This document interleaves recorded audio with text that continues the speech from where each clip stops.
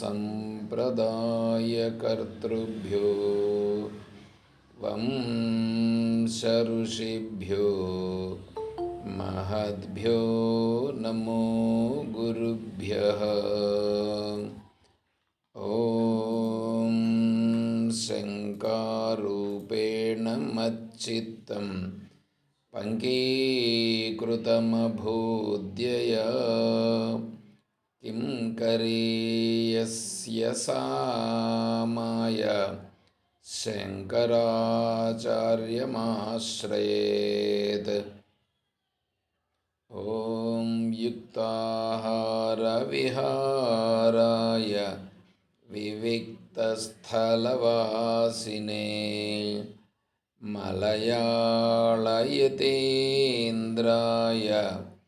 ब्रह्मनिष्ठाय ते नमः। ॐ नारायणं नमस्कृत्य नरं चैव नरोत्तमं देवीं सरस्वतीं व्यासं ततो जयमुदीरयेत्। ॐ सहना भवतु सहनौ भुनक्तु सह वीर्यं करवावहै तेजस्विनावधीतमस्तु मा विद्विषावहै। ॐ शान्तिः शान्तिः शान्तिः। हरिः ॐ तत्सत्। పరిపూర్ణ పరబ్రహ్మస్వరూపులకు ప్రియాత్మ బంధువులారా, ఓం. శ్రీమద్ భగవద్గీత మనం 10వ అధ్యాయం విచారం చేసుకుంటున్నాం. ఆ బుక్ ఇట్లా పైన లేదు, అదే బుక్ బుక్ బుక్ అదే అదే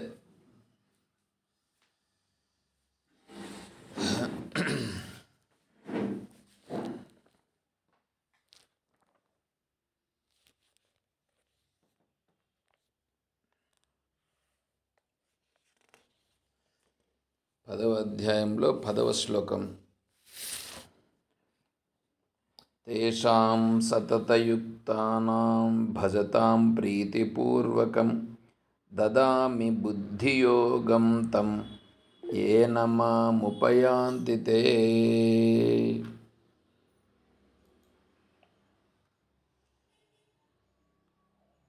ఎవరైతే భక్తి గలవారై పైన చెప్పిన ప్రకారములచే నన్ను భజించెదరో సర్వకాలముయందు తత్పరులైనట్టియు ప్రేమపూర్వకముగా భజిస్తున్న ఆ భక్తులకు నేను అట్టి బుద్ధితో పరమార్థ దర్శనము, యోగము, కలయికను ఇచ్చెదను.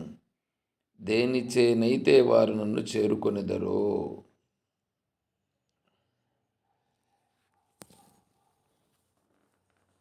తేషాం సతతయుక్తానాం భజతాం ప్రీతిపూర్వకం.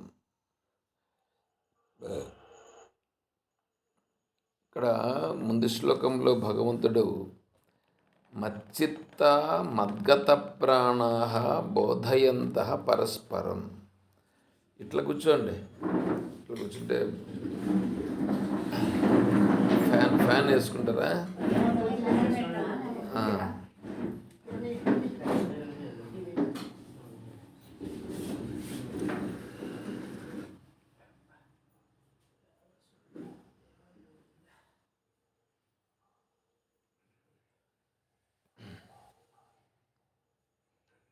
మచ్చిత్త మద్గత ప్రాణాః బోధయంతః పరస్పరం కథయంతశ్చ మాం నిత్యం తుష్యంతి చ రమంతి చ. 9వ శ్లోకంలో భగవంతుడు ఏమన్నాడంటే మచ్చిత్త మద్గత ప్రాణాః, వాళ్ళ చిత్తము నా పైన ఉంటుంది. ప్రాణాః, ప్రాణములు కూడా నా పైనే వాళ్ళు పెట్టుకొని ఉంటారు. బోధయంతః పరస్పరం, పరస్పరం ఒకరికొకరు నా గురించే వాళ్ళు బోధించుకుంటూ ఉంటారు. అంటే నా గురించి వాళ్ళు చెప్పుకుంటూ ఉంటారు.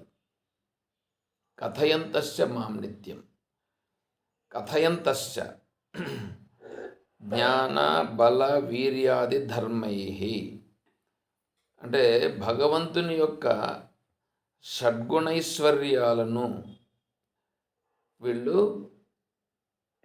బాగా తనకు తెలిసిందాన్ని ఇతరులతో, వాళ్ళకి తెలిసిందాన్ని వీళ్ళతో పంచుకుంటూ ఉంటారు. ఇది తుష్యంతిచ రమంతిచ, ఈ ప్రకారంగా వాళ్ళ యొక్క సమయమునంతా కూడా ఈ ప్రకారంగా గడుపుతూ ఉంటారు వాళ్ళు. అంటే వాళ్ళ జీవితం ఇప్పుడు ఎట్లా ఉందంటే, లౌకిక విషయాల మీద పోకుండా వాళ్ళ యొక్క భావాలన్నీ కూడా భగవంతునికి సంబంధించిన చిత్తం కలిగి, భగవంతుని పైననే ప్రాణాలు పెట్టుకొని, భగవంతుని యొక్క తత్వాన్ని ఒకరికొకరు బోధించుకుంటూ, భగవంతుని యొక్క ఐశ్వర్యాన్ని గురించి, భగవంతుని యొక్క బలమును గురించి, భగవంతుని యొక్క శక్తిని గురించి, దీన్నంతా కూడా ఒకరికొకరు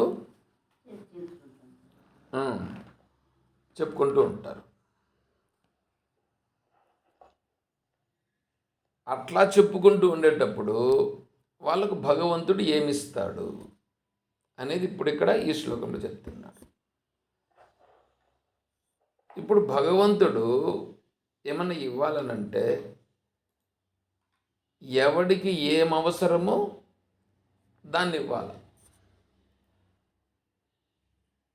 ఎవడికి ఏం అవసరమైతే దాన్ని ఇవ్వాలి, కానీ వేరే దాన్ని ఇస్తే వాడికి భగవంతుడు నాకు నేను ఇది అడుగుతా అంటే అది ఇచ్చినాడే అని వాడికి తృప్తి ఉండదు. ఇప్పుడు వీడు లోకంలో ఏదన్నా ఉద్యోగం కావాలని ఉంది, అప్పుడు వాడికి ఉద్యోగం ఇవ్వాలి, కానీ వేరేది ఇస్తే వాడికి భగవంతుడి పైన నమ్మకం పడదు. అదే పెండ్లి కావాలని ఉంది, వాడికి పెండ్లి చేసుకునేట్లుగా వాడికి ఇవ్వాలి, అప్పుడు వాడికి అది సుగమం అవుతుంది. అదే వాడికి సంతానం లేదు, సంతానం కావాలని కోరుతున్నాడు కాబట్టి వాడికి సంతానం ఇస్తాడు. ఏం కోరుకుంటే అది ఇస్తే అది సరిపోతుంది. అప్పుడు ఇక్కడ భక్తుడుగా ఉండేవాడు ఇవన్నీ అల్పమైనవని, వీటితో నాకు సుఖము లేదు, శాశ్వతమైనది కాదని, ఇవన్నీ కూడా ప్రపంచంలో ఏవైతే ఉన్నాయో ప్రపంచంలో ఉండేటివన్నీ కూడా ఇవన్నీ కూడా మనిషిని బంధంలో పడవేసేటివని, నేను బంధంలో నుంచి బయటపడాలని అది కోరుకుంటున్నాడు. భక్తుడు దాన్ని కోరుకుంటున్నాడు. అలా కోరుకుండే భక్తునికి ఏమి ఇవ్వాలి అంటే, ఇప్పుడు వాడు కోరుకుంటాడేమి, దీంట్లో నుంచి బంధములో నుంచి బయటపడిపోవాలి, బంధంలో నుంచి బయటపడిపోవాలని కోరుకుంటున్నాడు. కాబట్టి వాడిని బంధంలో నుంచి బయటపడేటట్లుగా భగవంతుడు వాడిని అనుగ్రహించాలి. బంధంలో నుంచి బయటపడితే వాడు మోక్షమును పొందుతాడు. ఇప్పుడు మోక్షమే అన్నింటికంటే కావాల్సింది, గొప్పది.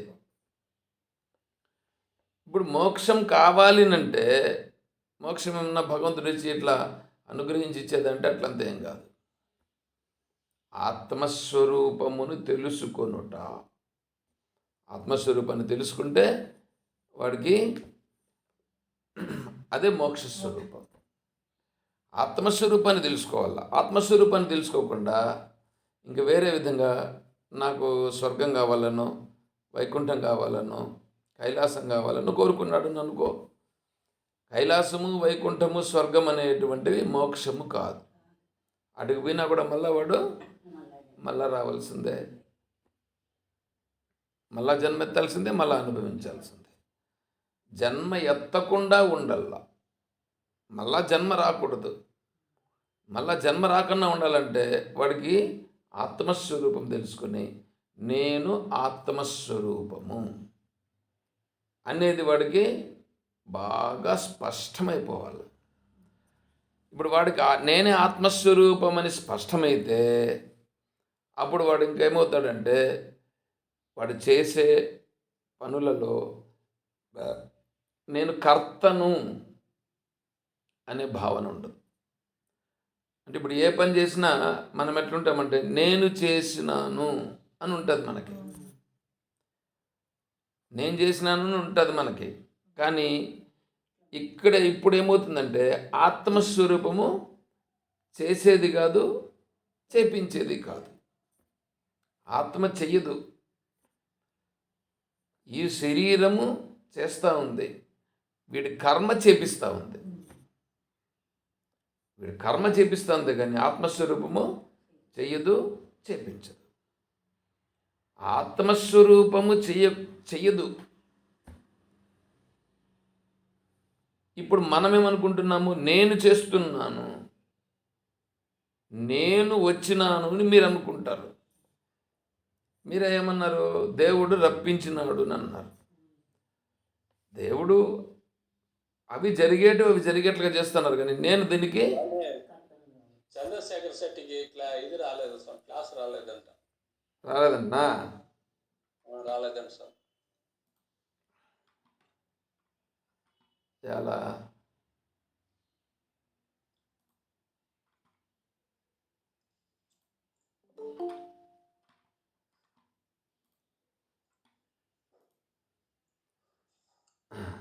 వచ్చినట్లే.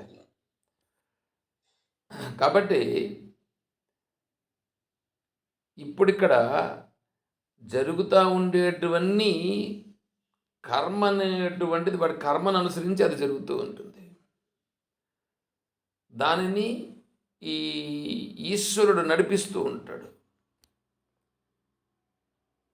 ఈశ్వరుడు ఇది ఇలా ఇలా ఇలా వాడి కర్మను అనుసరించి వాడికి ఇది జరగాలి అనేది చేపిస్తుంటాడు. ఈశ్వరుడు చేపిస్తున్నాడు కానీ వీడు అనుకున్నంత మాత్రాన జరగదు. వీడు అనుకుంటే మనం ఎన్నో అనుకుంటాం, అవన్నీ జరుగుతాయా? మనము అనుకోలేదని కొన్ని ఏమైనా జరగకుండా నిలుస్తాయా? మనం అనుకుండేటివి జరగాల్సిన పని లేదు, మనం అనుకోకుండా ఉండేటివి జరగకుండానే ఉండవు. అంటే వాడి కర్మను అనుసరించి ఏమి జరగాలనుందో అది జరుగుతూ ఉంటుంది. అది ఈశ్వరుడు నడిపిస్తూ ఉంటాడు.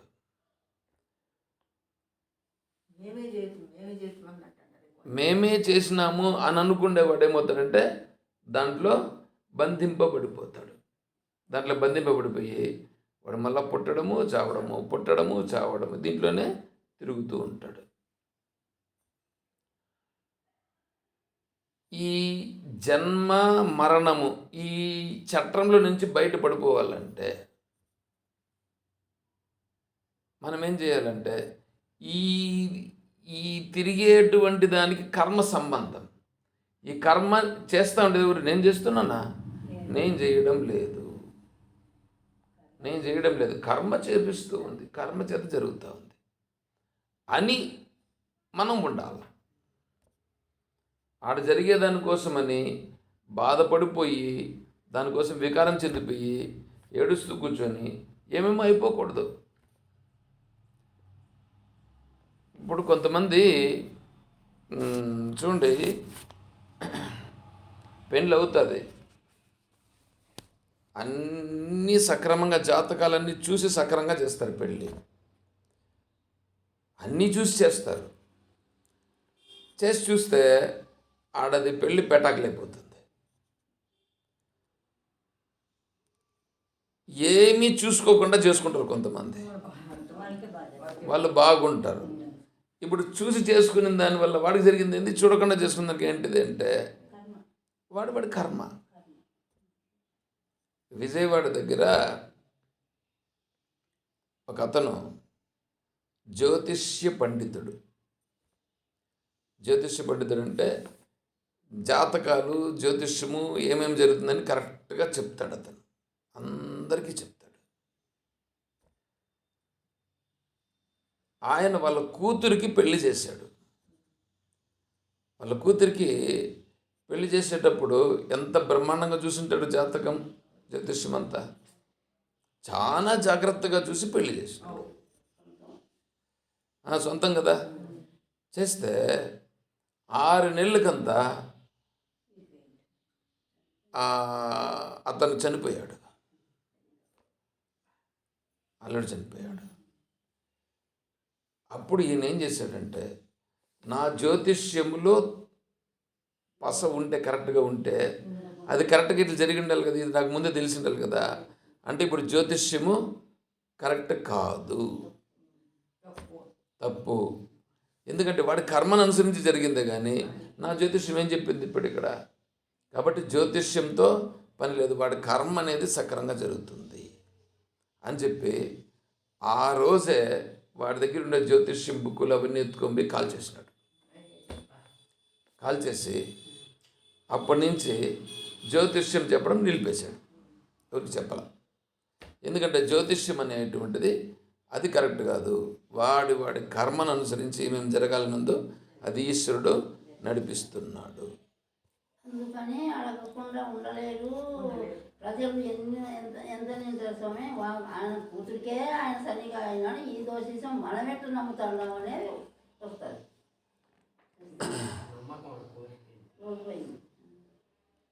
ప్రజలు అంటారు కదా, ప్రజలు అంటారు. ఇప్పుడు ఈయనకు కూడా ఇబ్బందే కదా, ఈయనంతటి ఈయనకే కూడా నేను ఏమి చేసినాను, నా జ్యోతిష్యం కరెక్ట్ అయితే నా బిడ్డ ఎందుకు ఇట్లా అయింది. నేను అందరికీ చెప్పేవాడిని, నా కూతురుదే నేను సరిగ్గా చూసుకోలేదు కదా అని చాలా ఎంత ఇదైపోతుంది. కాబట్టి జ్యోతిష్యం అనేటువంటిది దీనివల్ల నేను ఏమి ఇది చేసినాను నా తప్పేంటి అని జ్యోతిష్యాన్ని ఆ రోజు విడిచిపెట్టేసినాడు. ఆయనకు ఒకనికే కాదు, అందరికీ కూడా జరిగేది ఎట్లంటే వాళ్ళ కర్మను అనుసరించి జరుగుతుంది, అంతే. అని మనం ఉండల్లా, అని ఉంటే అప్పుడు ఏందో జరిగిపోతూ ఉంటుంది. ఒక్కోసారి మంచిగా జరుగుతుంది, ఒక్కోసారి చెడ్డగా జరుగుతుంది. ఈ మంచిగా జరిగినప్పుడేమో ఆకాశానికి పోతాడు, కొంచెం ఏదైనా ఇది జరిగితే వెంటనే దేవుడికి నా మీదనే ఏందో నా పైన ఇట్లా కన్ను పడిందే అని వీడు బాధపడిపోయి పోతూ ఉంటాడు. అందుకని ఇక్కడ భక్తుడుగా ఉండేవాడు అట్లుండడు, ఇట్లుంటాడు. జరిగేటివన్నీ ఈశ్వరుడు చేపిస్తున్నాడు. మరి నేనెవరు? నేను ఆత్మస్వరూపం అని వీడికి తెలియాల. నేను ఆత్మస్వరూపం అని తెలియాలంటే ఆత్మస్వరూపం వీడికి తెలుస్తుంది, వీడంతా వీడికి తెలుస్తుందా? అందరూ ఆత్మస్వరూపం నేను అంటారు.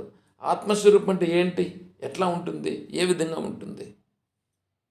ఆత్మస్వరూపానికి సంబంధించి స్వరూపం ఏమిటి, దాని యొక్క స్వభావం ఏమిటి, దాని యొక్క లక్షణం ఏమిటి, అది ఎట్లా ఉంటుంది?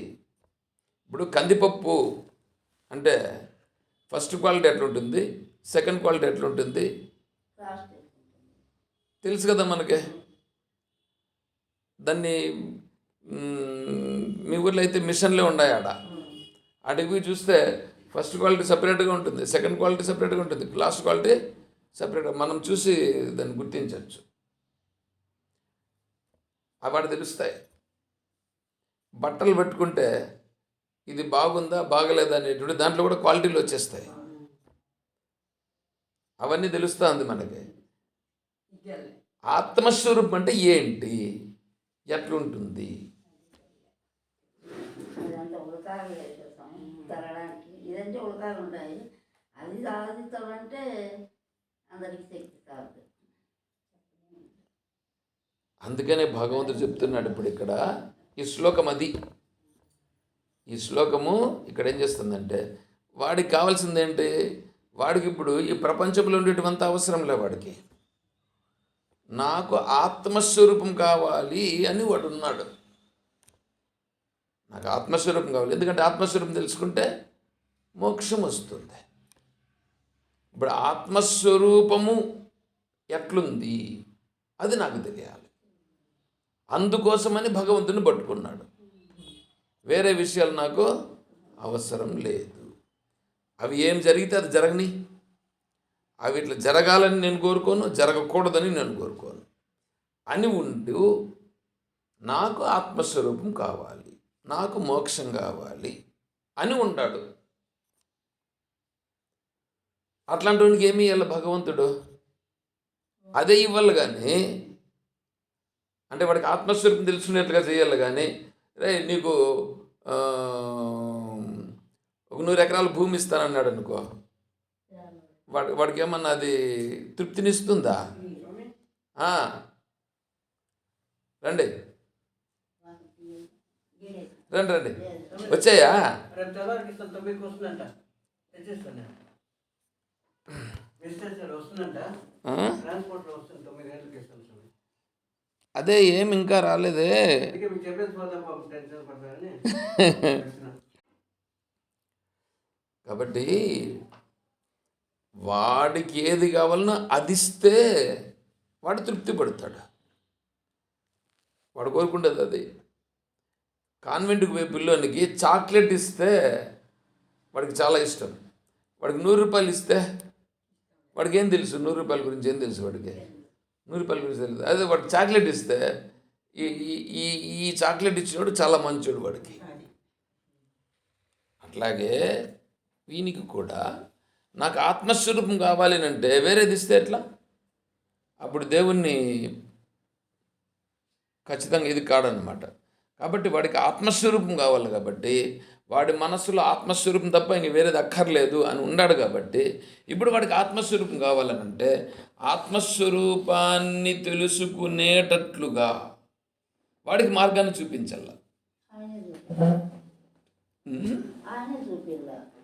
ఆయనే చూపిస్తాడు. అందుకే భగవంతుడు ఏమంటున్నాడంటే వాడికి ఆత్మస్వరూపం కావాలి. కాబట్టి ఆత్మస్వరూపం అనేటువంటిది తెలియాలంటే వానంతటి వాడు తెలుసుకోలేడు కదా. వాడికి గురువు చెప్తే అర్థమవుతుంది. గురువు చెప్తే అర్థమవుతుంది. ఆ గురువు కూడా వీడి బుద్ధిని అనుసరించి వీడికి ఆత్మస్వరూపమే స్పష్టంగా బాగా కరెక్ట్గా తెలియాలి అంటే ఈ స్పష్టంగా చెప్పేటువంటి గురువు దగ్గరికి పంపిస్తాడు. ఒకవేళ వీడి మనసులో ఆత్మస్వరూపము కావాలా, ప్రపంచము కావాలా నుందని అనుకో, వాడికి అట్లాంటి గురువునే పంపిస్తాడు. ఇప్పుడు కొంతమంది గురువులు ఉన్నారు కదా, కొంతమంది గురువులు ఏమి ప్రపంచంలో అంతా తిరుగుతూ ఉంటారు, వాళ్ళంతా అంత పట్టుకొని ఉంటారు, ఉపదేశాలు మాత్రం చేస్తూ ఉంటారు కదా. మీ పక్కలో చాలామంది ఉండరు, ఆ కదిర్లో, ఆ మొలకవేమల్లో ఈ పక్కంతా ఉండరు. వాళ్ళేమి అన్నీ పట్టుకుంటూ ఉండేదే, ఇట్లా ఉపదేశం చేసుకుంటూ శిష్యులను కూడా పెంచుకుంటూ ఉండేది. అంతే. అట్లాంటప్పుడు ఏం ఆత్మస్వరూపం తెలుస్తుంది వీళ్ళకి?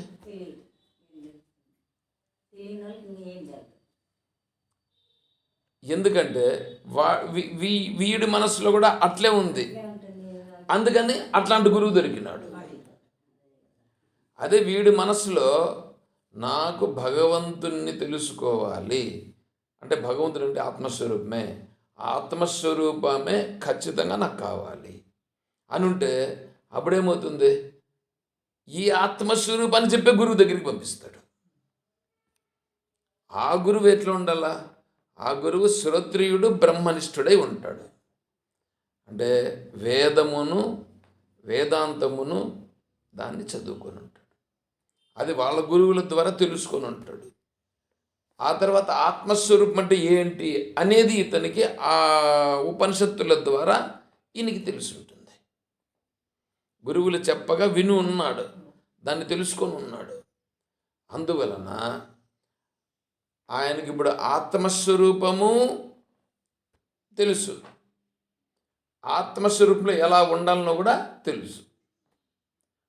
అట్లాంటి వాడు వాళ్ళ గురువుల ద్వారా తెలుసుకుని ఉన్నాడు. కాబట్టి అంతే.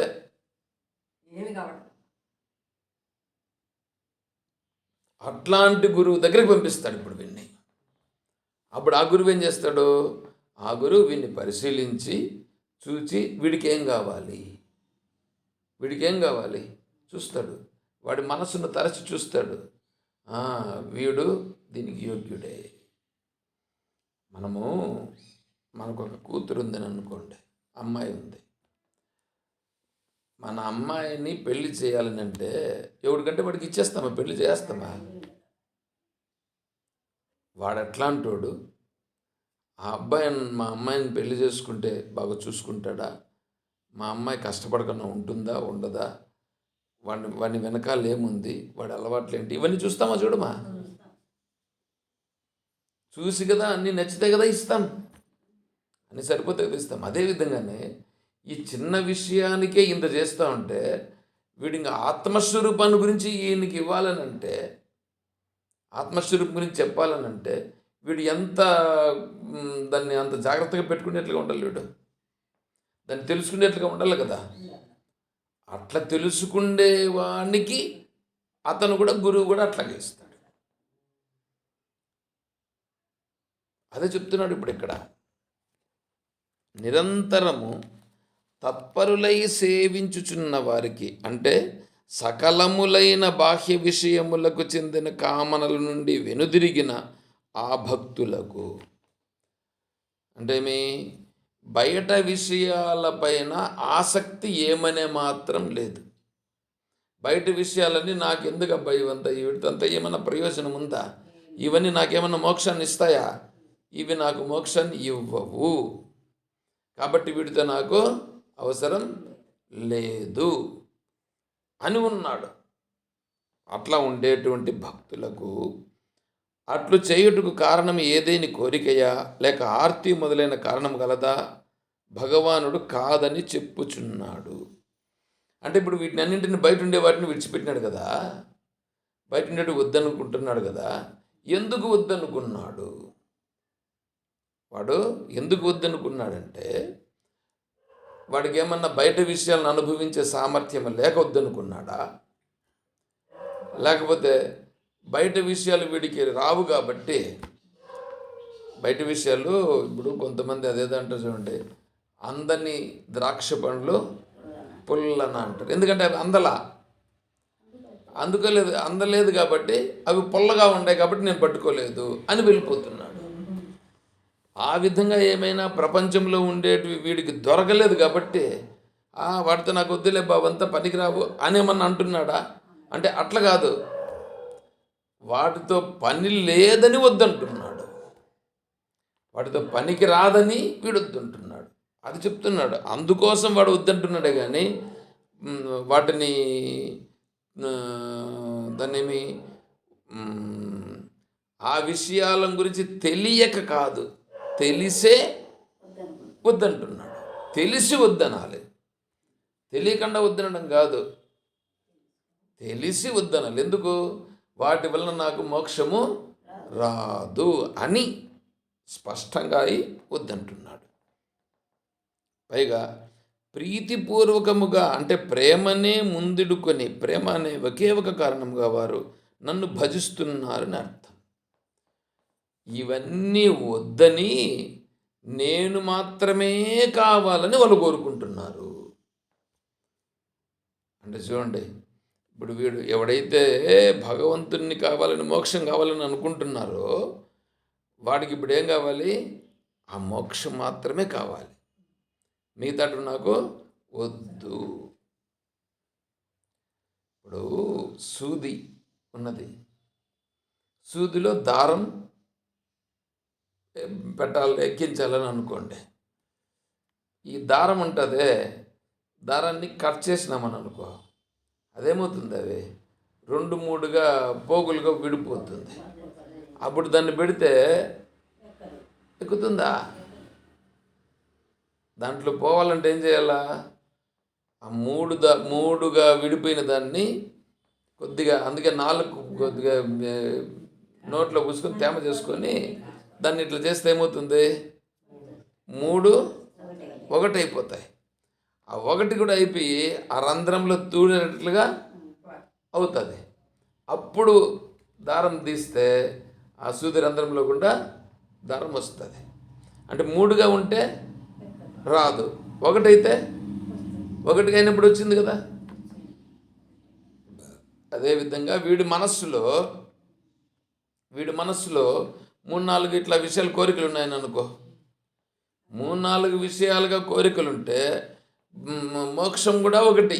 దాంట్లో నాకు మోక్షము కావాలా, ఈ కోరికలు కావాలా అని ఉన్నింది అనుకో, అప్పుడు వాడికి మోక్షం వస్తుందా? కరెక్ట్గా రాదు. ఎందుకంటే వీడికి ఇవన్నీ కూడా ఉన్నాయి కాబట్టి. కానీ అట్లా కాకుండా వాటన్నింటినీ కూడా వరగపెట్టి దీన్ని ఏ విధంగా అయితే దారాన్ని ఒక్కటిగా చేసి ఆ రంధ్రం గుండా పంపించినట్లుగా వీడి మనసు ఇప్పుడు ఒకటే పట్టుకున్నది. ఆ ఒకటేమిటి? నాకు ఆత్మస్వరూపం కావాలా, నాకు మోక్షం కావాలి అని పట్టుకొని ఉన్నాడే. అట్లాంటి వీడికి ఇప్పుడు నేను మోక్షం అంటే వాడికి నేనే కావాలి అని వాడు బాగా గట్టిగా పట్టుకొని ఉన్నాడు. అట్లాంటి వాడిని గురించి చెప్తున్నాడు భగవంతుడు. నేను బుద్ధియోగమును ఇచ్చేదను అంటే ఇప్పుడు వాడికి నేనేం చేస్తాను? వాడికి బుద్ధియోగాన్ని నేను ఇస్తానన్నాడు భగవంతుడు. బుద్ధియోగం అంటే నన్ను ఎట్లా తెలుసుకోవాలి, ఆత్మస్వరూపం అనేటువంటిది తెలుసుకోవాలనే కానీ అది ఎదురుగా కనిపించేది కాదు. ఎవరికైనా ఆత్మస్వరూపం కనిపిస్తుందా? దెయ్యము ఉంది అని అంటారు.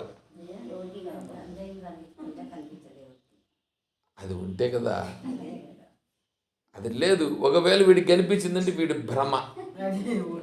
వీడు భ్రమతో వీడు దాన్ని దెయ్యం ఉందని అనుకొని వీడు అట్లా అనుకొని వీడు అనుకున్నాడు కాబట్టి వాడికి అట్లా కనిపించింది. అంతేగాని నిజంగా దెయ్యము లేదు. వీని మనసులో అట్లా అయిపోయినాడు.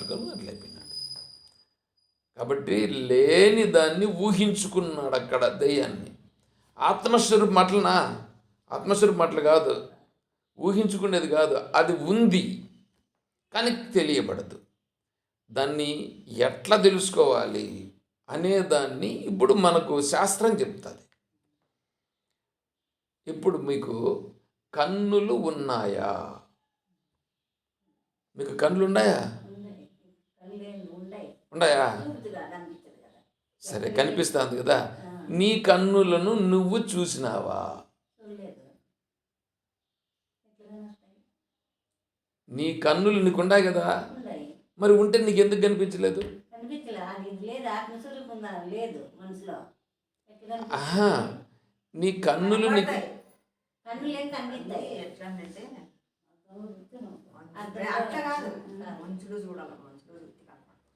మనసులో చూస్తే కనిపిస్తాయి. కానీ ఇప్పుడు నీ కన్నులు నువ్వు ఇట్లా కనిపించవు కదా, ఉండినా కూడా నీకు కనిపించవు కదా. ఎందుకంటే నీ కన్నులను నీవు చూసుకోలేవు. అదేవిధంగానే ఆత్మస్వరూపాన్ని కూడా అది కనిపించేది కాదు. కన్నులు ఉన్నాయి కానీ కనిపించలేదు. ఎందుకంటే చూసేది కన్నులే కాబట్టి కన్నులను కన్ను చూడలేదు. నీ కన్ను చూస్తుందా? నీ కన్ను చూసుకోలేదు. వేరే వాటినైతే అన్నింటినీ చూస్తుంది. అదేవిధంగానే ఆత్మస్వరూపము నేనే అయి ఉన్నాను. ఆత్మస్వరూపం నేనే ఉన్నప్పుడు నన్ను నేను చూచుట అనేది ఎట్లా అవుతుంది? అది కుదరదు. దాన్ని తెలుసుకోవాల్సిందే. కన్నును ఇప్పుడు చూడాలంటే ఏం చేయాలి? కన్నును మనం అద్దంలో చూస్తే కనిపిస్తుంది. నాకు నేనే చూసుకోవాలంటే కుదరదు. అదేవిధంగానే ఆత్మస్వరూపాన్ని గురించి తెలుసుకోవాలంటే వేదము, శాస్త్రము, గురువు వాళ్ళ దగ్గరికి వెళ్ళాలి. వాళ్ళు చెప్తారు వేదంలో ఏం చెప్పింది, శాస్త్రంలో ఏం చెప్పింది, గురువు ఏ విధంగా అనుభవంలోకి తెచ్చుకున్నాడు దాన్ని చూపిస్తాడు. ఇప్పుడు మీరు కుప్పం రావాలనుకున్నారు. కుప్పం రావాలని అనుకుంటే ఎట్లా పోవాలనే దావ తెలియాలిగా. దావ తెలిస్తే కదా మీరు ఆ దావింట్లో వచ్చేస్తారు. ఆ దావింట్లో వచ్చేస్తే ఈజీగా వచ్చేస్తారు. దావ తెలియకుండా పోతే ఎట్లా వస్తారు? ఇప్పుడు దావ తెలిస్తే రావడం సులభం అయిపోతుంది. అంతే కదా, దావ తెలిస్తే సులభం అయిపోయింది. అదేవిధంగానే ఆత్మస్వరూపాన్ని తెలుసుకోవాలంటే దానికి కూడా దావ తెలిస్తే సులభంగా తెలిసిపోతుంది. అప్పుడు ఫోన్ చేస్తాను సుబ్బయ్య, ఏ స్వామి అరిగోవింద అరిగోవింద అరిగోవింద అంటానులే అట్లా స్వామి. కాబట్టి భగవంతుడు అదే చెప్తా ఉన్నాడు, వాడికి ఆత్మస్వరూపం కావాలి కాబట్టి ఆత్మస్వరూపాన్ని చెప్పే గురువుని పంపించి, లేదా ఆ గురువు దగ్గరికి విని తీసుకుపోయి పెట్టి వీడికి ఆత్మస్వరూపాన్ని తెలుసుకునేటట్లుగా నేను చేస్తాను, వాడికి ఆ దావని నేను చూపిస్తాను అని అంటున్నాడు భగవంతుడు. అదేమిటంటే అది బుద్ధియోగం. అదేమిటి? బుద్ధితో తెలుసుకోవాలి ఆత్మస్వరూపాన్ని. ఆత్మసత్యానుబోధేన న సంకల్పయతే తథా అమనస్తామనోయాతి గ్రాహ్యాభావే తదగ్రహం అని చెప్తాది. అంటే ఆత్మ సత్యానుబోధేన, ఆత్మతత్వాన్ని తెలుసుకోవాలి. ఎట్లా తెలుసుకోవాలి అని అంటే సత్యానుబోధేన అని అంటున్నాడు. సత్యానుబోధేన అంటే శాస్త్రము గురువు, శాస్త్రంలో చెప్పిండల్లా గురువు చెప్పాలి. గురువు శాస్త్రము రెండు చెప్పినది నాకు కూడా అది కరెక్ట్ అని నాకు కూడా అనుభవంలోకి రావాలి. శాస్త్రం ఒకటి చెప్పి గురువు ఒకటి చెప్పి నాకు అనుభవంలో ఒకటి కలిగిందని అనుకో, అది ఆత్మస్వరూపం కాదు. కాబట్టి ఆత్మస్వరూపం అనేటువంటిది నాకు తెలియాలంటే శాస్త్రంలో చెప్పి ఉండేది, గురువు చెప్పి ఉండేది. శాస్త్రంలో చెప్పిందే గురువు చెప్పాలా, గురువు చెప్పేటువంటిది శాస్త్రానికి సరిపోవాల. అవి రెండు చెప్పినటువంటివి నాకు కూడా అనుభవంలోకి రావాల. నాకు అనుభవంలోకి రాలేదని అనుకో, అది అది ఎట్లా అవుతుంది? అది కరెక్ట్ కాదనమాట. అంటే మనిషికి కొమ్ములు పుట్టుతాయి అన్నాడు అనుకో ఎవరన్నా, ఎవరికన్నా కొమ్ములు పుట్టినాయి మీరు చూసినారా? వీడు తపస్సు చేస్తూ ఉంటే కానీ వాడికి కొమ్ములు పుడతాయి అని చెప్తే, నేను తపస్సు చేస్తే నాకు కూడా కొమ్ములు పుడతాయి అనేదానికి ఎవరినన్నా ఒకరికన్నా కనిపిస్తే అప్పుడు దాన్ని మనం నమ్మచ్చు. అంతే కదా? ఒకరికి కూడా కనిపించలా, ఒకరికి కూడా కనిపించకపోతే అప్పుడు దీన్ని ఎట్లా మనం నమ్మేదానికి వీలవుతుంది? అది సత్యం అవుతుందా? కాదు కదా. అంటే ఇది అనుభవంలో లేనిది, అనుభవంలో లేదు కదా అది. ఆత్మస్వరూపం అట్లా కాదు. ఆత్మస్వరూపం నేనే అయి ఉన్నాను కదా, నేనే అయి ఉన్నాను కాబట్టి అందరికీ అనుభవంలో ఉంటుంది. ఇప్పుడు చూడండి, పడుకొని నిద్రపోయినాం మనం అనుకో, నిద్ర అందరికీ ఒకటిగా ఉంటుంది, వేరువేరుగా ఉంటుందా? బాగా నిద్రపోయినారు, బాగా నిద్రపోతే అందరు నిద్రలో ఎవరు ఎడపోయినారో? నిద్ర అందరికీ ఒకటే కదా. లేచిన తర్వాత అబ్బా హాయిగా ఉన్నది, హాయిగా నిద్రపోయినాను బాగా అంటాడా? ఒకడు నాకు హాయి లేదు నిద్రలో అని ఒకడని, ఇంకోటి నాకు బాగా హాయి ఎక్కువ ఉందని ఒకడని, ఇట్లేమని అంటారు ఎవరన్నా? అందరూ ఒకటే కదా చెప్తారు, అందరూ హాయిగా ఉందని చెప్తారు. ఎందుకు? అది ఉంది, ఆ నిద్రలో ఆనందం ఉంది. ఆ నిద్రలో ఆనందం ఉంది కాబట్టి ఆ ఆనందం అనేటువంటిది వాడికి తెలియబడింది. అదేవిధంగానే ఇక్కడ ఆత్మస్వరూపం కూడా ఉంది అందరికీ. ఇప్పుడు ఆ ఆనందం ఎవరిది ఏది అనుకుంటున్నారు? ఆ నిద్రలో ఉంది ఆనందం, ఆ ఆనందం ఆత్మానందమే. అది నిద్రలో, గాఢ నిద్రలో ఉండే ఆనందము ఆత్మానందమే. ఈ ఆత్మానందమే నీకు నిద్రలో తెలియబడతా ఉంది. అది పొద్దున్నే లేచిన తర్వాత తెలిసిందే, కానీ అప్పుడు నిద్రలో తెలిసిందే నీకు. కానీ విచారణ చేస్తే భగవద్గీతను ఉపనిషత్తులను పట్టుకొని విచారణ చేస్తే వీడు మేలుకొని ఉన్నప్పుడు కూడా ఆ ఆనందమే ఇప్పుడు కూడా ఉంది. అదే ఆత్మస్వరూపం అని ఇప్పుడు వీడు ఏం చేస్తాడంటే, ఈ శాస్త్రము గురువు వాళ్ళు రెండు చెప్పేటువంటిది వీడికి మళ్ళీ అనుభవంలోకి వస్తుంది. నేను ఆత్మస్వరూపమే అని వీడికి అనుభవం అవుతుంది. మళ్ళా దానిని బుద్ధియోగం అని అంటారు. దాన్ని వానంతట వాడికి అనుభవంలోకి తెచ్చుకునేదాన్ని బుద్ధియోగం అని అంటారు. ఆ బుద్ధియోగాన్ని నేను వాడికి ఇస్తాను అని అంటున్నాడు భగవంతుడు ఇప్పుడు. ఎందుకంటే వాడికి కావాల్సింది ఆత్మతత్వం కదా కావాలా. వాడికి ఆత్మతత్వం కావాలి కాబట్టి నేను ఆత్మతత్వం అనేది ఇట్లా ఇచ్చేది కాదు. అది వాడయ్యేవాడు తెలుసుకోవాల్సిందే, గుర్తించాల్సిందే. అందుకని వాడికి బుద్ధియోగాన్ని నేను ఇస్తాను. అట్టి పరమార్థ దర్శన రూపమైన బుద్ధియోగం ఇచ్చేవారు పరమేశ్వరుడు నగు నన్ను, ఆత్మస్వరూపుడనై ఉన్న నన్ను ఆత్మరూపముగా చేరుకొనెదరు. చెప్తున్నారు, పరమేశ్వరుడైన నన్ను ఆత్మస్వరూపుడుగా వాడు తెలుసుకుంటాడు. అంటే భగవంతుడు ఎవరు? ఇప్పుడు ఆత్మస్వరూపమే భగవంతుడు. ఆత్మ కంటే వేరే భగవంతుడు లేడు. కాబట్టి ఆత్మస్వరూపమే భగవంతుడు. ఆ ఆత్మస్వరూపుడే భగవంతుడని వీడు ఇప్పుడు తెలుసుకుంటాడు. తెలుసుకొని ఆ ఆత్మస్వరూప స్థితిగా వీడు ఉండేదానికి ఇప్పుడు ఇంకా ప్రయత్నం చేస్తాడు. ఇంతకుముందు దేవుడు ఎక్కడున్నాడు అంటే ఏం చేసేవాడు? వెతికేవాడు. తిరుమలకు పోయాడు, కాళహస్తికి పోయేది, కాశీకి పోయేది, ఋషికేశ్ పోయేది, పూరి జగన్నాథ్ పోయేది, మా పండరీపురం పోయేది. ఇట్లా దేవుని దగ్గరికి అన్నిటికీ తిరిగి తిరిగి తిరిగి తిరిగి అలసిపోతున్నాడు.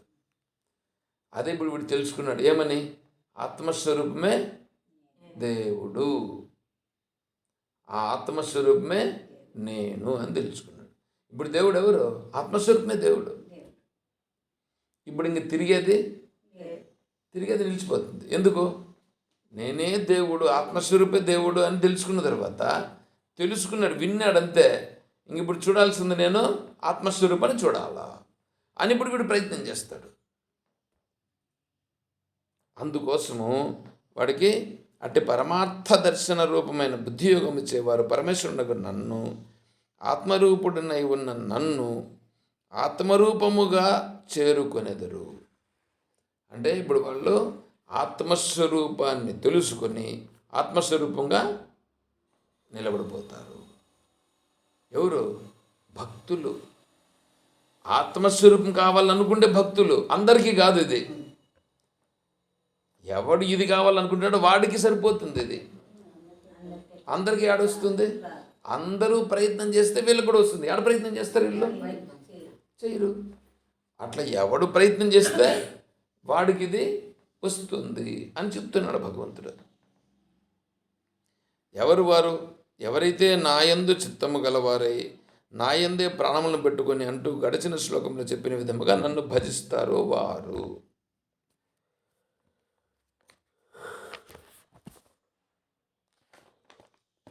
నువ్వు అందరికీ ఇవ్వచ్చు కదా మరి భగవంతుణ్ణి, నువ్వు అందరికీ కూడా అట్లా ఆత్మస్వరూపం తెలుసుకున్నట్లుగా నువ్వు ఇవ్వచ్చు కదా అని అంటే, అయ్యా నేను ఇచ్చేదానికి సిద్ధమే.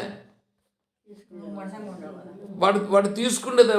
ఇప్పుడు వర్షం ఏం పడతా ఉంది, వర్షం పడుతుందంటే నీళ్ళు పడుతున్నాయి కదా. వీడు పాత్ర ఎత్తుకొని బయట పెడితే పాత్రలో నీళ్ళు నిండుతాయి. వీడు పాత్ర ఎత్తుకొని పోలా, అప్పుడు వాడికి నీళ్ళు ఎక్కడి నుంచో దొరికేది? వాన పడలేదా?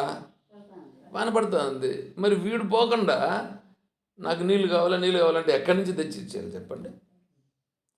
వాన పడకుండా పోతే తప్పు, వాన పడతా ఉంది, వీడు పాత్ర ఎత్తుకొని పోలేదు. వీడు పాత్ర ఎత్తుకొని పోకుండా పోతే ఏ తప్పు? వానదా వీడిదా? వీడి తప్పు. అదే చెప్తున్నాడు భగవంతుడు. వాడు ఆత్మస్వరూపం కావాలని అనుకొని వాడు నా దగ్గరికి వస్తే వాడికి నేను ఈ విధంగా బుద్ధియోగాన్ని ఇచ్చి వాడు ధరించిపెట్టేట్లు చేస్తాను. ఒకవేళ రాలా, వాడికి నేను ఇవ్వలేను అని చెప్పాడు. ఎవడొస్తాడంటే నాయందు చిత్తము గలవారై నాయందే ప్రాణములు పెట్టుకొని అని గడిచిన శ్లోకంలో చెప్పినాడు. అప్పుడే చెప్పినాం కదా ఫస్ట్లోనే. అంటే వాడి మనస్సు నా మీదనే ఉంది, వాడి ప్రాణాలన్నీ నా పైనే పెట్టుకొని ఉన్నాడు, నా గురించే కథలుగా అన్నీ చెప్పుకుంటున్నాడు, వాడి కాలమంతా నా గురించే గడుస్తూ ఉంది. అట్లాంటి వాడు నన్నే చేరుకోవాలని అనుకుంటున్నాడు. వాడికి నేను చెప్పేటువంటి బుద్ధియోగము వాడికి పడుతుంది, మిగతా వాళ్ళందరికీ పట్టదు అని చెప్తున్నాడు భగవంతుడు. తర్వాత ఆ బుద్ధియోగం ఏమిటి, అది ఎట్లా ఉంటుంది, ఏమిటి అంటే దానికి తర్వాత శ్లోకం చెప్తున్నాడు. తేషామేవానుకంపార్థ అహం అజ్ఞానజం తమః నాశయామ్యాత్మభావస్థో జ్ఞానదీపేన భాస్వత అని తర్వాత శ్లోకంలో చెప్తున్నాడు.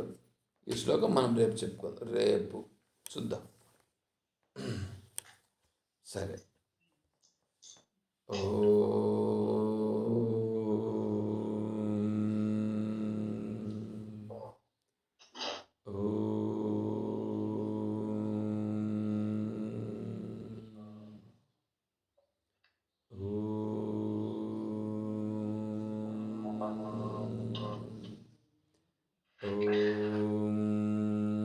असतो मा सद्गमय ॐ तमसो मा ज्योतिर्गमय ॐ मृत्योर्मा अमृतं गमय ॐ शान्तिः शान्तिः शान्तिः.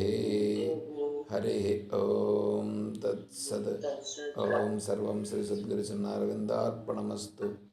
ओम जय बोलो श्री कृष्ण परमात्मा की जय, बोलो गीता माता की जय, बोलो भक्त मंडली की